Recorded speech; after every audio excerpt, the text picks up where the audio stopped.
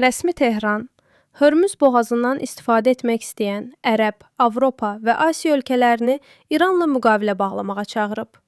İran mediasının xəbərinə görə, bunu hökumətin İnformasiya Şurasının sədri İlyas Həzrəti televiziyada çıxışında deyib. Tramp Hörmüz boğazı barədə mənasız və əsassız fikirlər səsləndirir. İran bütün gücü ilə Hörmüz boğazına nəzarət edir. Hörmüzdən istifadə etmək istəyən Ərəb, Avropa və Asiya ölkələri gəlib bizimlə müqavilə bağlasınlar, deyə Həzrəti vurğulayıb. Onu da qeyd edək ki, İran Filippin gəmilərinin Hörmüz boğazından keçməsinə icazə verib. Bu barədə Filippin Xarici İşlər Nazirliyi məlumat yayıb.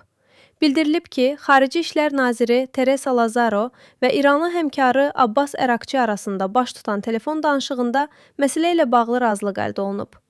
Qeyd edək ki, Filippin enerji təminatının əksər hissəsini yaxın şərqdən idxal edir.